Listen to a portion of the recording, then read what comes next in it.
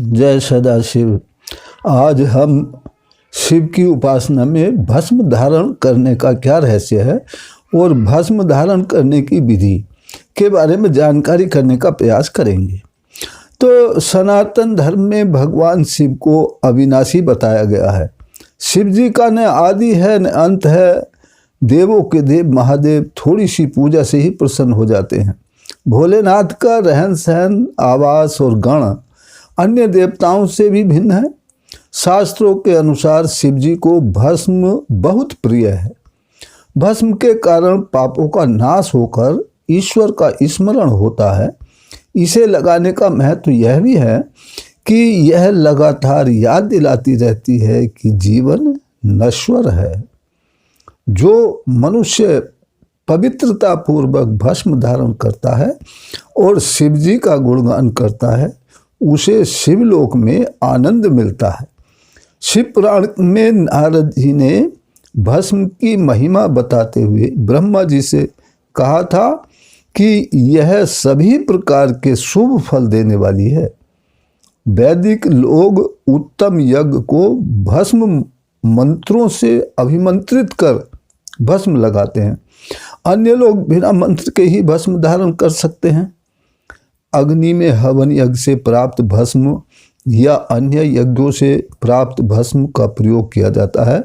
वैसे तो भस्म लगाने के 32 या 16 या 8 या 5 स्थान बताए गए हैं, लेकिन सर्वमान्य रूप से मस्तक, दोनों भुजाएं, हृदय और नाभि, ये 5 स्थान मुख्य हैं। इन 5 स्थानों में नमः शिवाय का जप करते हुए भस्म धारण कर सकते हैं। वैसे अलग अलग जगहों के भस्म धारण करने के अलग अलग मंत्र हैं, लेकिन नमः शिवाय महामंत्र है, सबसे आसान सरल मंत्र है।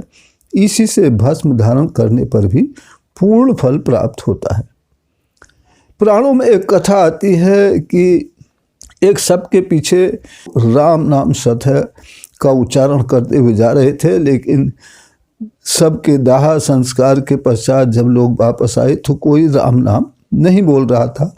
तब शिव जी ने विचारा कि राम नाम का संबंध उसी शव से है, और वो जब पुनः शमशान पहुँचे तब तक सब जलकर भस्म हो चुका था।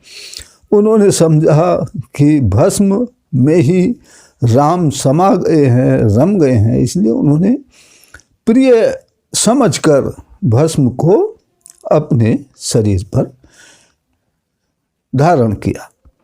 और एक कथा यह भी आती है कि जब सती ने अपने पिता दक्ष प्रजापति के यहाँ शिव अपमान होते हुए देखा तो उन्होंने उनके अग्निकुंड में कूदकर उनके यज्ञ का विध्वंस कर दिया और वे भस्म हो गईं।